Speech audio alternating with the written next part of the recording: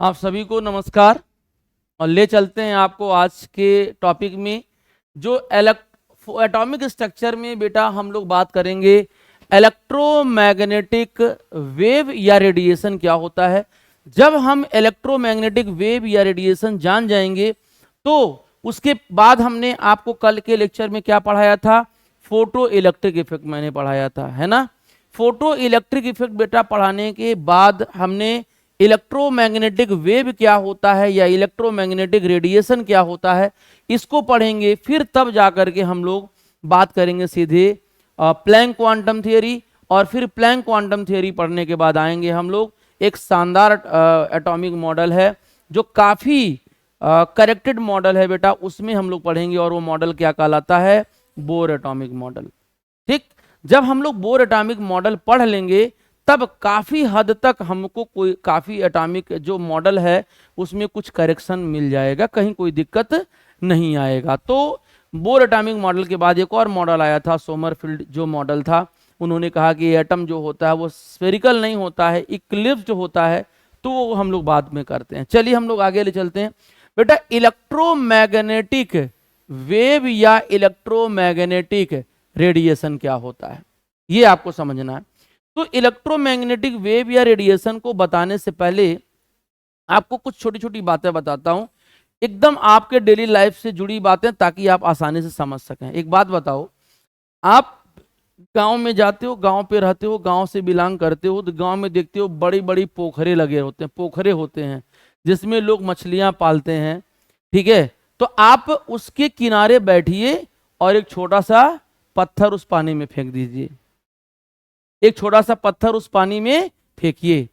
पानी में पत्थर फेंकने के बाद ऑब्जर्वेशन क्या पाओगे कि देखते हो कि वो वेव बनता है। जहां पानी में फेंकते हो वो ऐसे तरंगे आती हैं, वेव वेव, और जाते जाते जाते जाते जाते जाते जाते वो किनारे पर जाकर के खत्म हो जाता है, उसे कहते हैं वेव।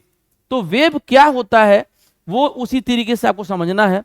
अब एक बात बताओ, हम लोग जो मोबाइल वगैरह यूज कर रहे हैं आजकल, बहुत सारे देखते हो, पहले जो टीवी आते थे, चलते थे, खूब बढ़िया सा एंटीना ऊपर टंगाया जाता था और एंटीना को तार से टीवी को जोड़ा जाता था और ऊपर चढ़ के कोई एक हिलाता था, सीधा सही आ रहा है, क्लियर हुआ नहीं, फिर क्लियर हुआ नहीं। महाभारत आता था, याद करो, पुराने बाबा पापा से पूछना अपने। तो वो जमाना तो चला गया। अब आप छतरी टांग दे रहे हैं और उससे आप क्या कर रहे हैं, उसके वेव से आप टीवी में चैनल को देख रहे हैं। तो उसे उसमें भी वेव आपको आता है। आप मोबाइल लिए हुए हो, मोबाइल में भी क्या होता है, वहां जहां टावर लगे होते हैं वहां सिग्नल आपके मोबाइल के जो मोबाइल के अंदर जो सॉफ्टवेयर लगे होते हैं उस सिग्नल को पाता है। आप कहीं कोने में रख लीजिए, आप पॉलिथीन में बांध के रख दीजिए, आप डिब्बा में बंद के बांध कर, बक्सा में रख दीजिए, तभी भी आपके मोबाइल की घंटी बजती है। उस वेव को कहते हैं नॉर्मली इलेक्ट्रोमैग्नेटिक वेव। आम भाषा में समझ में आ गया। जितनी चीजें आपको बिना मीडियम की जरूरत होती है वहां मीडियम का कोई फैक्टर नहीं होता है। मैंने बोला ना, मोबाइल को खूब बढ़िया से बंद करके सील कर दीजिए, एकदम एकदम एयर टाइट कर दीजिए। घंटी बजाइए, देखिए मोबाइल आपका बजता है कि नहीं बजता है, नहीं बजेगा। हाँ, ये भाई देख लेना जरा घर पे तो एक बार। भाई जहां से देखो, वेव को ट्रेवल करने के लिए उसको किसी मीडियम की जरूरत नहीं होती है। इस वेव को, इलेक्ट्रोमैग्नेटिक वेव को, जब वेव चलते हैं बेटा, लाइट या कोई भी रेडिएशन एनर्जी होता है, लाइट भी तो वेव के फॉर्म में आता है। कोई भी रेडिएशन एनर्जी है, आप धूप में खाते हो तो वो क्या होता है, रेडिएंट एनर्जी होता है। तो light and other form of radiant energy, propagate का मतलब होता है चलना, प्रोपेगेट विदाउट एनी मीडियम। भैया मैंने क्या बोला आपसे कि मीडियम की रिक्वायरमेंट नहीं होगी आपको। कहीं भी आपको, खूब बारिश हो रहा है, एकदम समाजा में एकदम पत्थर गिर रहा है, आपकी मामी फोन कर दी कि भांजी हमारी कहाँ है, हाल चाल बतियाना है, तो फोन नहीं आएगा, फोन आएगा कि नहीं आएगा। तो वहां पे आपको मीडियम की नीड नहीं है। तो यहां पे बेटा क्या होगा आपका, यहां पे क्या होगा, कोई मीडियम की जरूरत नहीं है in the space in the form of wave known as electromagnetic wave या इलेक्ट्रोमैग्नेटिक रेडिएशन। यही तो मैं तभी से बोल रहा हूं आपके साथ बीच में, यही बात तो मैंने बोला कि जो भी वेव ट्रेवल करता है बेटा किसी मीडियम के, no medium is required that will called electromagnetic wave. मतलब क्या हुआ कि ये जो वेव ट्रेवल करता है वो इलेक्ट्रिक और मैग्नेटिक फील्ड के परपेंडिकुलर ट्रेवल करता है। ठीक, मतलब ये हुआ बेटा, मतलब ये हुआ कि मान लो कि ये तुम्हारा वेव है, ऐसे समझो ध्यान से, ये है, ये वेव प्रोपेगेशन का है, ये क्या है, प्रोपेगेशन का है। अब इसमें क्या होता है, ये वेव ऐसे ट्रेवल करता है, ऐसे क्या करता है, ट्रेवल करता है, लेकिन ये दोनों लोग इलेक्ट्रिक और मैग्नेटिक वेव जो होते हैं एक दूसरे के क्या होते हैं, परपेंडिकुलर ट्रेवल करते हैं, एक दूसरे के क्या होते हैं। मान लो ये तुम्हारा इलेक्ट्रिक फील्ड है तो मैग्नेटिक फील्ड क्या होगा बेटा, इसके एकदम जस्ट परपेंडिकुलर, एक दूसरे के परपेंडिकुलर क्या होता है, यहां पर ट्रेवल करते हैं, इस तरीके से ट्रेवल करते हैं। मतलब कि इलेक्ट्रिक फील्ड और मैग्नेटिक फील्ड इस तरीके से आपको ट्रेवल करेंगे, इस तरीके से।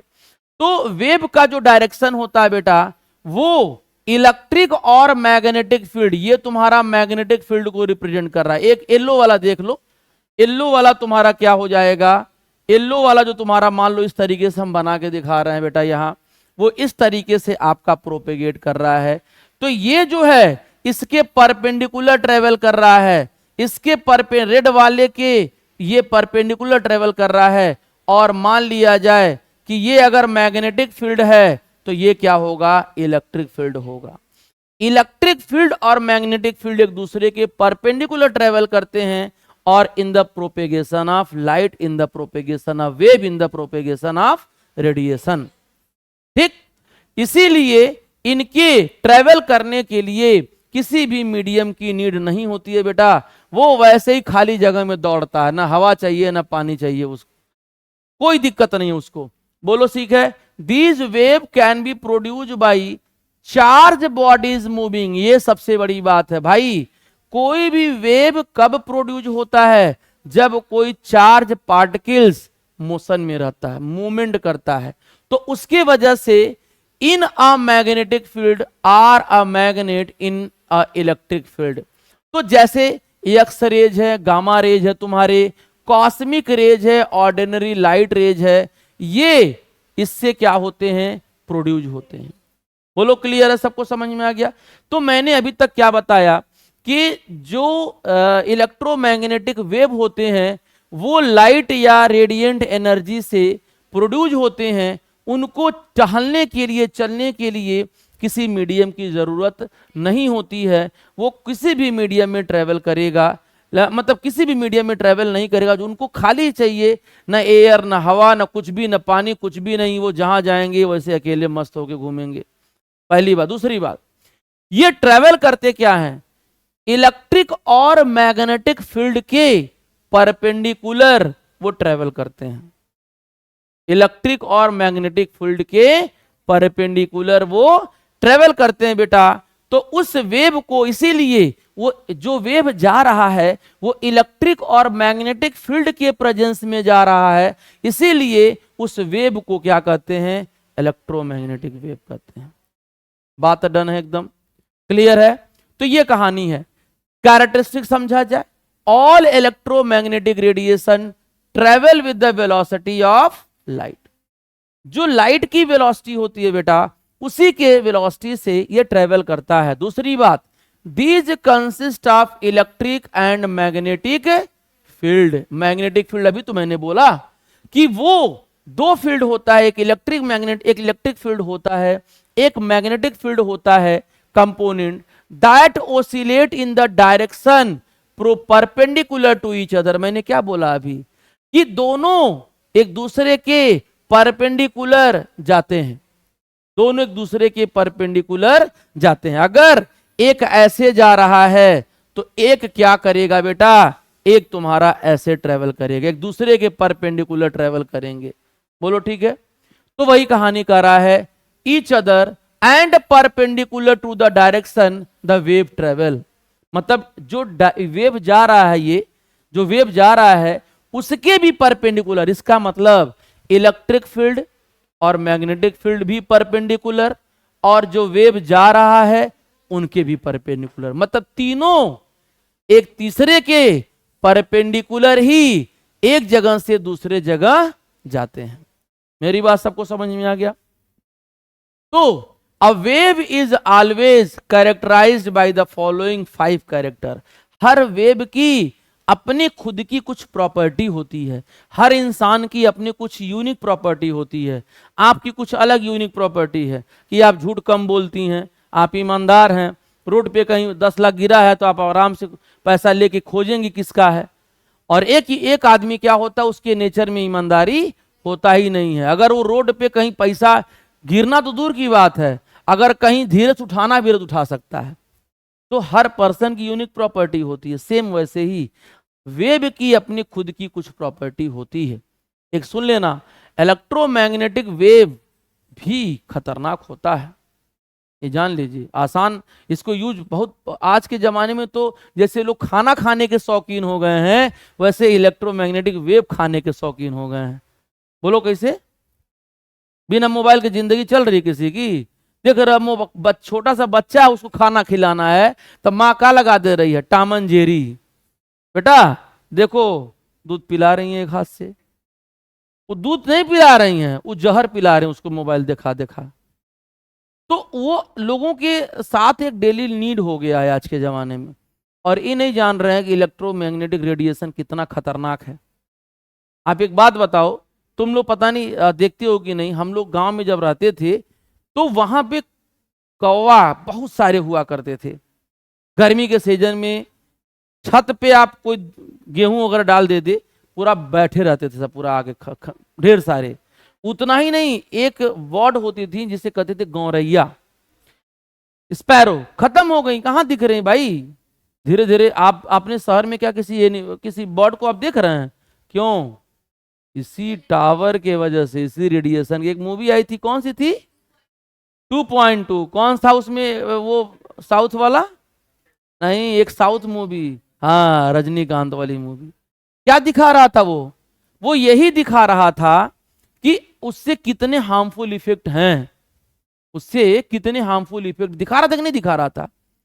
तो आज के डेट में हम लोग क्या है, जहर देख रहे हैं। अगल बगल के एज लोगों की कम क्यों हो रही है? बाल क्यों झड़ रहे हैं सबके? स्किन में 10 तरह की बीमारी क्यों हो रही है? इसीलिए, इसी रीजन की वजह से आज मार्केट में खूब बढ़िया एकदम क्रीम आ रहा है, ब्रांडेड क्रीम। आप ये लगाइए, एकदम गोरा हो जाइए, ऐश्वर्या राय बन जाइए। इसका कोई मतलब है? वो भी तो केमिकल से ही तो बन रहा है। तो केमिकल आप अपने स्किन पे लगा रहे हो, तो आपके स्किन के अंदर भी तो अच्छी खासी प्रोटीन है, हेल्दी प्रोटीन है। तो प्रोटीन को क्या कर रही हो? डिस्ट्रॉय कर रही हो। मार्केट में जाके जितना महंगा एकदम क्रीम है, लेडीज जाके खरीदती हैं। जितना महंगा क्रीम खरीद रहे उतना उनका स्टेटस मेंटेन हो रहा है।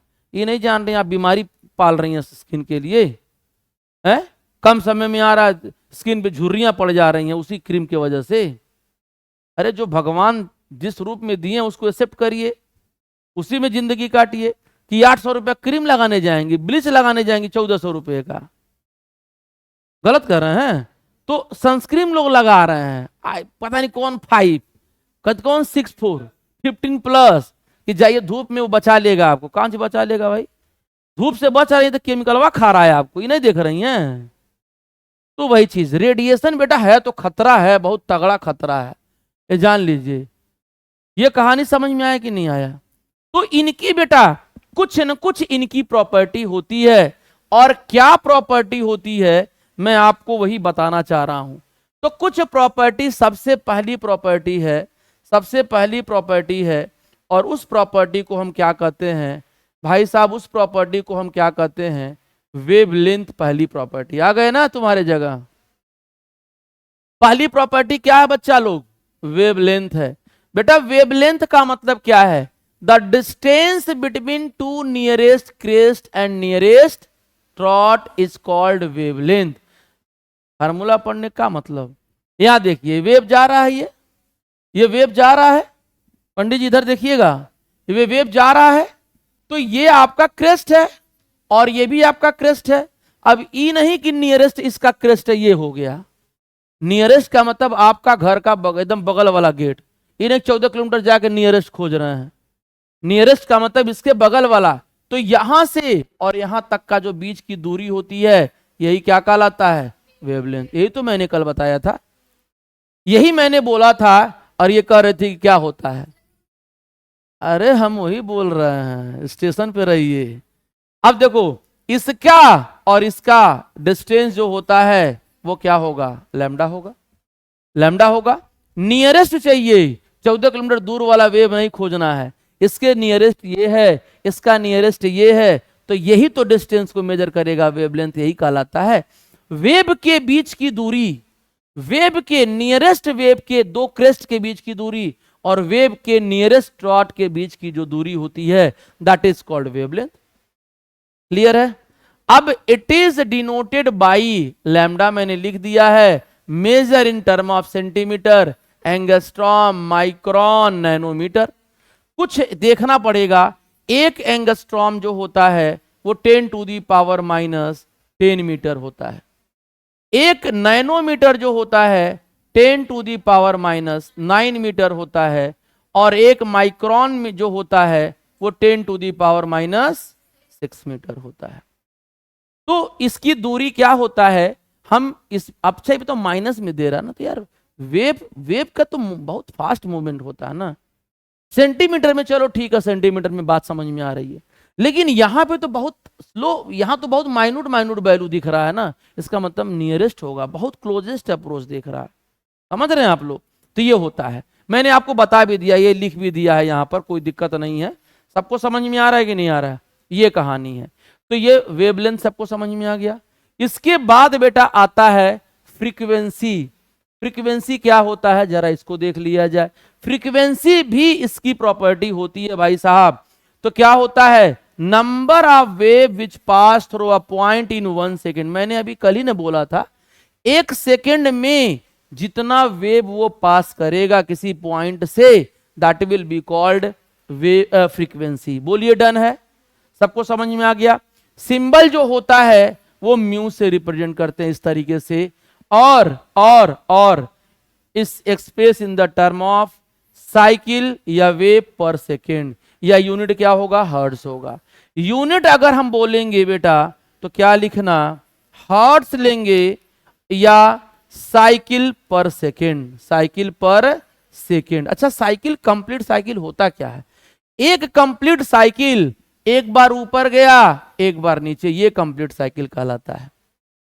एक बार ऊपर गया एक बार नीचे, 2 हो गया। एक बार ऊपर हो गया एक बार नीचे, 3 हो गया। तो पर सेकेंड जितना साइकिल वो कंप्लीट करेगा उसी को फ्रीक्वेंसी बोलते हैं। साइकिल, एक साइकिल, 2 साइकिल, 3 साइकिल, पर सेकेंड नंबर ऑफ साइकिल। समझे, है जो टांगे हैं वो नुकसान है, हम तो नुकसान झेल ही रहे हैं, बीमारी तो है यहां से। समझ में आ रहा है कि नहीं आ रहा है। तो ये कहानी है, हर्ट्ज में होता है।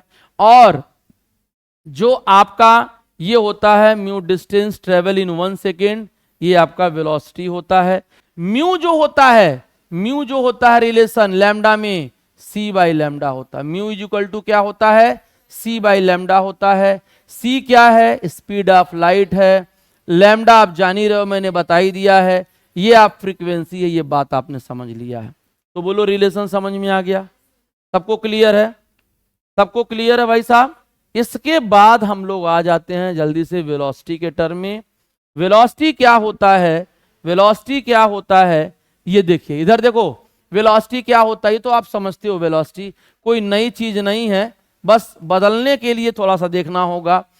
It is defined as distance covered in 1 second by a wave is denoted by c। All electromagnetic wave travel with the same velocity, that is centimetre per second लिखो, या 3 into 10 to the power 8 metre per second लिखो, बात एक ही होता है। ठीक, तो speed क्या है, वेलोसिटी क्या है, 1 सेकेंड में वो जितना डिस्टेंस कवर कर ले, 1 सेकेंड में वो जितना डिस्टेंस कवर कर ले, मान लो 1 सेकेंड में यहां तक चला गया, तो ये पूरा का पूरा डिस्टेंस हम कवर कर रहे हैं। 1 सेकेंड में दौड़ते हुए यहां चला गया। अब 1 घंटा में आप 1 किलोमीटर चल रहे हैं और 1 घंटा में कोई 5 किलोमीटर चल रहा है, तो बात एक ही तो हुआ नहीं। तो वही चीज यहाँ पे 1 सेकेंड में जितना डिस्टेंस चलेगा उसे क्या बोलेंगे बेटा हम लोग? वेलोसिटी बोलेंगे। बोलिए डन है। तो ये वेलोसिटी आप जानते हो, वेलोसिटी आप जानते हो यहां पर क्या होता है, v, आप यहां c तो पता ही है, तो वेलोसिटी की बात समझ में आ गया। अब सुनो, वेव नंबर क्या होता है? ये वेव नंबर को म्यू बार से लिखते हैं। ये रेसिप्रोकल किसका होता है? वेवलेंथ का। It is the reciprocal of wavelength. बस इतनी बात समझना है। वेव नंबर का सिंबल है और आपको मैंने ये बता दिया। इसका यूनिट क्या होगा बेटा? यूनिट, अब अगर लैम्डा को आप सेंटीमीटर में ले रहे हो तो सेंटीमीटर इनवर्स हो जाएगा, अगर आप मीटर में ले रहे हो तो मीटर इनवर्स हो जाएगा। बोलो क्लियर है ना? आप नैनोमीटर में ले रहे हो तो नैनोमीटर इनवर्स हो जाएगा। आप एंगस्ट्रॉम ले रहे हो तो एंगस्ट्रॉम की वैल्यू आप चेंज कर लेना। समझ में आ रहा है ये कहानी? ये बात समझे कि नहीं? तो आपको मैंने वेव नंबर बताया, म्यू बार 1/λ उल्टा होता है। स्पीड क्या बोला कि 1 सेकेंड में जितना वो डिस्टेंस कवर कर लिया, जितना वेव कवर कर लिया, वो आपका क्या होता है भाई साहब? वेलोसिटी होता है। कोई तकलीफ? अरे अब हम बता रहे हैं, टेंशन ना लीजिए। इधर देखिए, अगर आपका वेव इस तरीके से चल रहा है, वेव इस तरीके से चल रहा है, तो आप जानते हो कि फिर फ्रीक्वेंसी जो होता है वो c/λ होता है। इसका मतलब ये एक दूसरे के क्या होंगे? रिवर्स हो रहे हैं। यही तो हो रहा है बेटा। इसका मतलब कि अगर लैम्डा आपका ज्यादा दिख रहा है तो लैम्डा ज्यादा मतलब फ्रीक्वेंसी, यानी वे बड़ा मस्ती से जा रहा है, धीरे धीरे एकदम मौज करते हुए।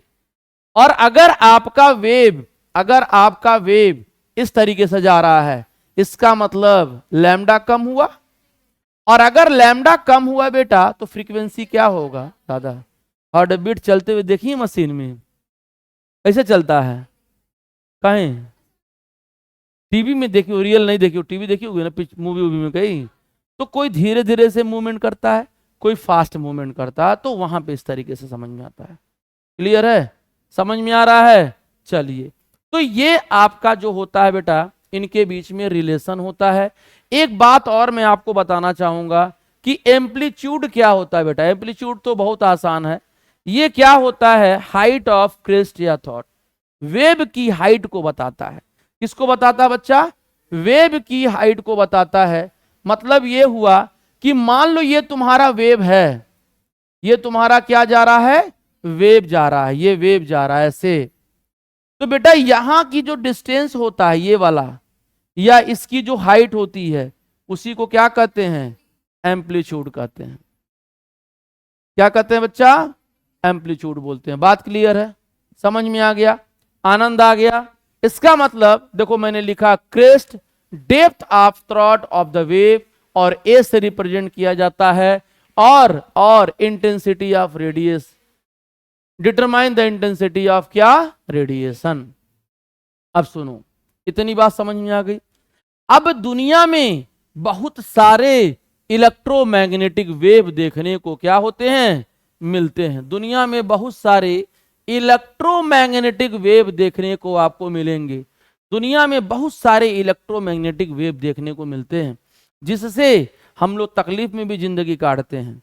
जैसे अल्ट्रावायलेट, माइक्रोवेव, विजिबल रेज, ठीक है, X rays, gamma rays, cosmic rays. होता है कि नहीं होता है? तो कुछ नुकसानदायक भी होता है उसमें से, ऐसा नहीं है सब फायदेमंद होता है। ठीक है, अल्ट्रा फायदा होगा क्या होगा? हाँ, जैसे रेडियो वेव, इनको कैसे अरेंज किया गया? On the basis of increasing order of wavelength या डिक्रीजिंग ऑर्डर ऑफ फ्रीक्वेंसी। दोनों डिक्रीजिंग इंक्रीजिंग, या तो फ्रीक्वेंसी, या तो अगर वेवलेंथ के इंक्रीजिंग ऑर्डर में हुआ तो फ्रीक्वेंसी के क्या होगा? डिक्रीजिंग ऑर्डर में होगा। बात क्लियर है? समझ में आ रहा? देखो ध्यान से, रेडियो वेव का वेवलेंथ कितना होता है? 10 टू दी पावर हाईएस्ट है और ये कम है, 14 से 7 के रेंज में होता है, 14 के 7 के रेंज में। फिर देखो नीचे आ रहे हैं बेटा तो कम होता चला जा रहा है ना, वेवलेंथ क्या होता जा रहा है देख रहे हो तुम लोग, नीचे कम होता चला जा रहा है। अगर नीचे कम होता जाएगा तो ये घट रहा है तो फ्रीक्वेंसी क्या होगा? बढ़ेगा। देखो फ्रीक्वेंसी उल्टा हो रहा है, ये कम वैल्यू है तो ये तुम्हारा ये इनफिनिटिव, ये कम है तो ये क्या है? ज्यादा। अगर ये वैल्यू कम है तो ये वैल्यू क्या दिख रहा है? ज्यादा। अपोजिट है कि नहीं? बोलिए। तो ये कहानी होता है। बोलो क्लियर है? तो मैं आपको एक ट्रिक बता देता हूं, इसको याद करना है। मैं आपको सोर्स भी बता देता हूं तब ट्रिक बताऊंगा कैसे याद करना है, भूलेगा ही नहीं। देखो एक्चुअली कॉस्मिक रेज कहां से आता है? आउटर स्पेस से इनकी ओरिजिन होती है, समझे? आउटर स्पेस का एक कमरे में नहीं ना। हाँ, तो कॉस्मिक रेज कहां से निकलता है? आउटर स्पेस से। इसके बाद आ जाइए, गामा रेज कहां से है?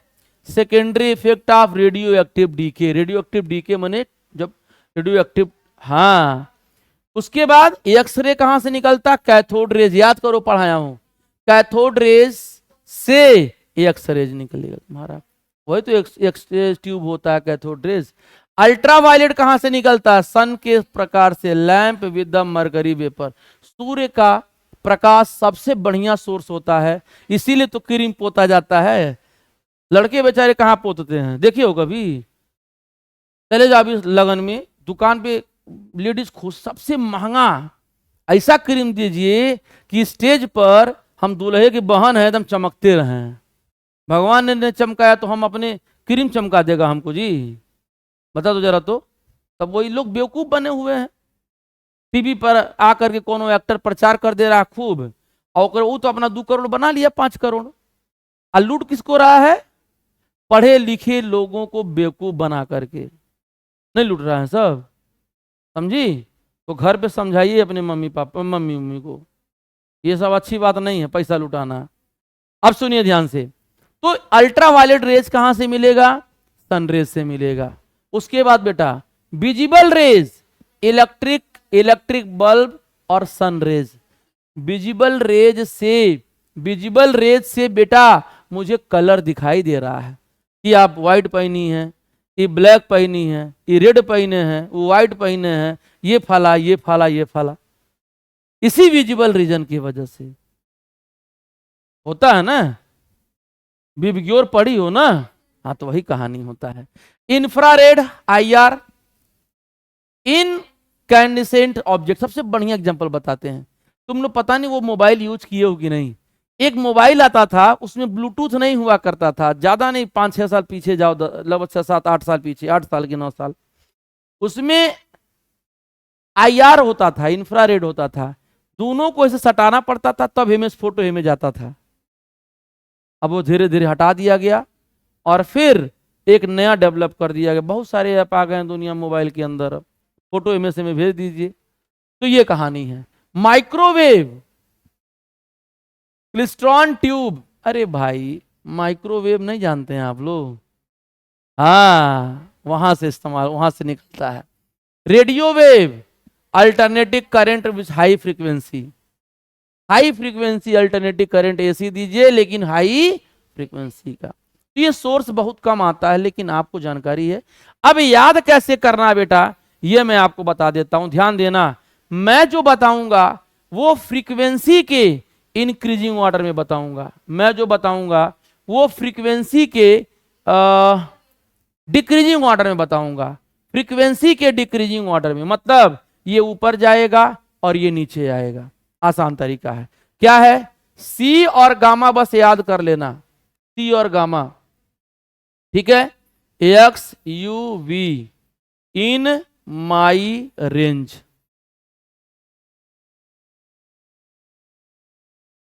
सिवाई XUV in my range. XUV गाड़ी नहीं होता है, तो हमारे रेंज में आ रहा है कि नहीं, ये ट्रिक होता है। इंक्रीजिंग ऑर्डर डिक्रीजिंग ऑर्डर के फ्रीक्वेंसी में बता रहा हूं, और इंक्रीजिंग ऑर्डर के वेवलेंथ में। तो इंक्रीजिंग ऑर्डर में वेवलेंथ सी माने क्या होगा, कॉस्मिक रेज। क्या होगा, कॉस्मिक रेज। वाई मतलब gamma rays, X X rays, U ultra violet rays, ultra violet rays, V visible rays, in infrared, infrared, और माइक्रोवेव, माइक्रोवेव सबसे आसान तरीका बता रहा हूं, और range radio wave, radio wave. किसके ऑर्डर में आ रहे हैं हम लोग, किसके ऑर्डर में, वेवलेंथ के इंक्रीजिंग ऑर्डर में। अगर वेवलेंथ इंक्रीजिंग होगा तो लैम्डा फ्रीक्वेंसी क्या होगा, डिक्रीजिंग। देखो ये ज्यादा है तो इसका ऊपर हो जाएगा, तो क्या हो जाएगा, C Y X U B in my range. First class तैयार हो जाएगा। एक चीज याद कर लो कि लैम्डा के इंक्रीजिंग ऑर्डर में है तो ये अपने आप उल्टा कर देना, मामला खत्म। बोलो सबको समझ में आ गया।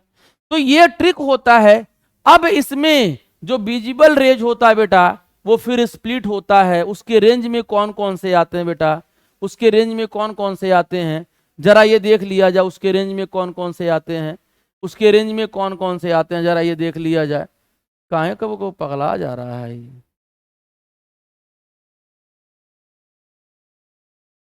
इलेक्ट्रॉनिक चीजों में जो है, हाँ थोड़ी बहुत दिक्कतें होती हैं, व्यवस्थाएं ठीक होने के बावजूद भी कहीं कहीं फंसा देता है। ये बात मान रहे हो नहीं तुम लोग। तो आगे देखो ध्यान से, इधर देखो। विजिबल जो होता है, विजिबल, विजिबल ये क्या होता है, ये क्या होता है, एक रेंज में होता है। V I B G Y O R, red colour, ठीक। तो क्या होगा, बिबग्योर, ये क्या होगा, violet, indigo, blue, green, yellow, orange, red. एक बात बताओ, जो रेलगाड़ी का सिग्नल होता है ट्रेन की पटरी पे, क्यों रेड कलर का बनाया जाता है, हाँ बहुत सही, दूर तक दिखाई दे एकदम, इसीलिए उसको क्या किया जाता है, इस्तेमाल किया जाता है वहां पे, ताकि कितना शीतलहर हो एकदम दूर तक चमकता रहा लाल सा एकदम बत्ती छोटा सा, इसीलिए उसका इस्तेमाल किया था। क्योंकि वेवलेंथ के इंक्रीजिंग ऑर्डर में जाएंगे हम लोग, ये इंक्रीजिंग ऑर्डर में आ गया। तो जो जो यहां से आपको सवाल आता है वो मैं एकदम आपको बेहतरीन तरीके से मैंने समझा दिया। बोलिए बात क्लियर है, आगे बढ़ा जाए। यहां तक किसी कोई डाउट, कोई तकलीफ, कोई प्रॉब्लम है? आनंद है एकदम मस्त, नहीं जी। अब आगे चलते हैं, अब आगे चलते हैं। इसके बाद बच्चा लोग हम आते हैं, क्या बताना था, Planck quantum theory. Planck quantum theory यहां पे है। थोड़ा सा मैं इंट्रोड्यूस करता हूं जल्दी से। देखो हम लोग का सिलेबस अच्छा से हम लोग लेके चल रहे हैं, क्यों, देखिए ध्यान से। अब आ जाओ, Planck quantum theory. Planck theory क्या दिया, फोटो तो पढ़ा चुका था मैं बेटा। प्लैंक क्वांटम थियरी ने मैक्स प्लैंक 1900 में एक कंडीशन, एक बात को एक्सप्लेन किया जिसको कहा गया ब्लैक बॉडी रेडिएशन, और लगे हाथ फोटो इलेक्ट्रिक इफेक्ट को भी बताया। तो फोटो इलेक्ट्रिक इफेक्ट मैंने तो बता दिया था। Gave quantum theory, this theory is extended by Einstein. मेहनत भी ये भी किए थे, लेकिन आगे चल के आइंस्टीन ने इनको एक्सटेंड किया था। ठीक, क्लियर है। क्या कहा कि अगर कोई सब्सटेंस को हीट किया जाता है, या कोई सब्सटेंस हीट किया खूब उसको, तो वो ब्लैक बॉडी कहा गया। ब्लैक बॉडी समझ रहे हो? अच्छा, किसी सब्सटेंस को हीट करोगे तो ब्लैक कलर हो जाएगा, इसका मतलब ये नहीं है कि ब्लैक कलर का हो गया, मतलब हीट एब्जॉर्ब करके बैठा हुआ है। आप किसी सब्सटेंस को हीट कर रहे हो तो हीट एब्जॉर्ब करेगा ना, तो इसी को बात कर रहे हैं।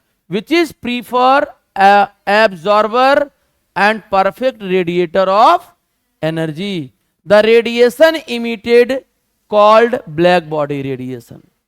ठीक, जो सब्सटेंस हीट किया गया उसे कहा गया ब्लैक बॉडी। अब वो जो रेडिएशन को इमिट कर रहा है, the radiation emitted is called as black body radiation. कोई भी सब्सटेंस, कोई भी बॉडी है, हीट किया आपने, हीट करने के बाद क्या जिंदगी भर वो आपका हीट रहेगा क्या? वो अपनी एनर्जी को निकालेगा बाहर कि नहीं निकालेगा?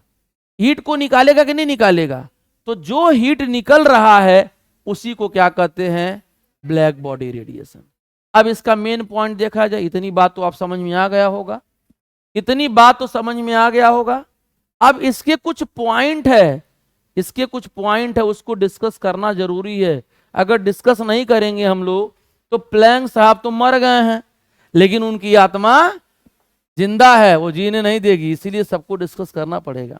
देखिए ध्यान से, radiation, the radiation energy which is emitted or absorb by the black body is not continuous but discontinuous in the form of small discrete packet of energy and such packet of energy is called quantum.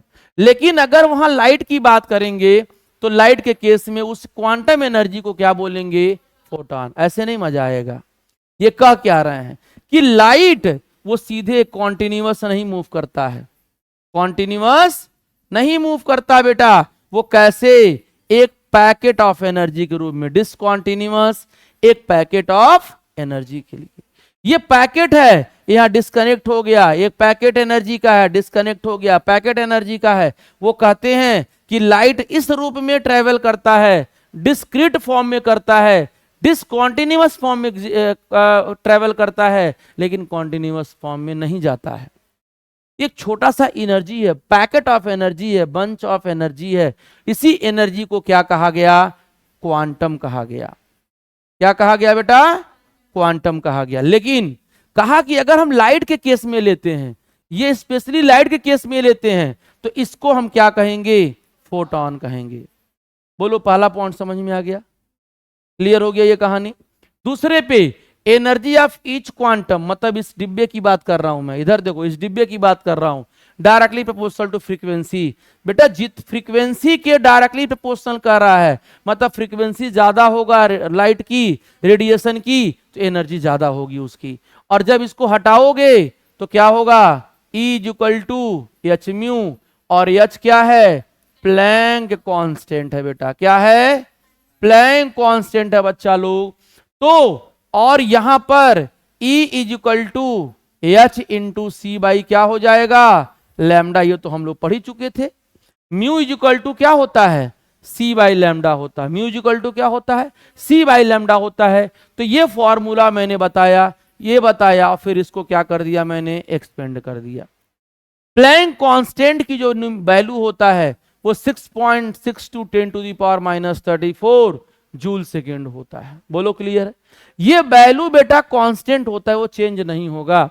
The total amount of energy emit or absorb by the body will some whole number quanta energy is equal to N. अच्छा, N की value कभी ये नहीं कि 1.5 ले लोगे, N की value 2.6 ले लोगे, ऐसा नहीं। एन की वैल्यू हमेशा क्या होना चाहिए? इंटीजर होना चाहिए। Number of quanta, number of quanta निकालना है तो E इक्वल टू क्या हो जाएगा? N into H into mu हो जाएगा। बात क्लियर है सबको? Energy greater the frequency greater will be energy of radiation. मैंने यही तो बोला था अभी, इधर तो मैंने यही समझा रहा हूं तभी से ना, कि जितना फ्रीक्वेंसी ज्यादा होगा उसकी एनर्जी उतना ही ज्यादा होगी। बोलिए बात बराबर है? इतनी बात समझ में आई? तो प्लैंक पहली बात कहा कि भैया एनर्जी कॉन्टिन्यूअस नहीं जाता है, किससे जाता है? डिसकॉन्टिन्यूअस जाता है। किस फॉर्म में? Packet of energy. और पैकेट ऑफ एनर्जी को क्या बोला? क्वांटम बोला, लेकिन कहा भाई जब लाइट लोगे तो वहां क्या बोल देना, फोटॉन बोल देना। दूसरी बात, energy of photon, energy of quantum is directly proportional to frequency. जितना फ्रीक्वेंसी ज्यादा दोगे एनर्जी ज्यादा आएगा, और उसको मैंने तोड़ के यहां समझा दिया आपको। प्लैंक कांस्टेंट की वैल्यू मैंने बता दिया, और total energy, amount of energy absorb N से निकलते हैं, और E is equal to N into क्या होगा, एच म्यू होता है। एन फ्रैक्शन में नहीं चाहिए, इंटीजर यही होता है ना। तो ये कहानी होता है। अब तुमको अगर तो इनसे कोई पूछ दिया कि E1 is equal to H mu one, और रिलेशन बताइए दोनों में, तो क्या करना, E1 by E2 is equal to mu one by क्या हो जाएगा, म्यू टू, क्योंकि H1 H तो कट जाएगा, H तो कांस्टेंट होता है। और तुमको कोई पूछ दिया कि इसको लैम्डा के टर्म में ले जाओ, तो लैम्डा के टर्म में क्या ले जाओगे, E1 is equal to C into C upon, हाँ sorry C upon lambda, C upon lambda one. तो अपॉन क्या हो जाएगा, इसके जगह रख रहा हूं, सी बाई लैम्डा टू हो जाएगा। सॉल्व कर दीजिए, क्या आ जाएगा यहाँ पे, lambda two by lambda one. तो एक फार्मूला मेरे पास और आ गया कि E1 by E2 is equal to क्या होगा, lambda two by lambda one. एक फार्मूला आपको ये फोकस करना है, एक फार्मूला ये फोकस करना है। दो फार्मूला आपके जिंदगी में आ गया, बाकी हम निकाल लेंगे। टोटल एनर्जी निकाला जा सकता है। बोलिए क्लियर है कि नहीं, बताइए। इतनी बात क्लियर है? तो देखो हमने आज क्या क्या पढ़ा, टॉपिक इलेक्ट्रोमैग्नेटिक वेव, उसकी प्रॉपर्टी, प्लैंक क्वांटम थियरी। अब इसके बाद हम लोग सीधे आएंगे इसके न्यूमेरिकल, और एक न्यूमेरिकल समझा देता हूं तब छोड़ता हूं आपको। तो एक न्यूमेरिकल तो बनता है, क्यों, एक न्यूमेरिकल तो बनता है। देखिए, suppose 10 to the power minus 17 joule of energy is needed by the interior of human eyes to see object. How many photon of green light?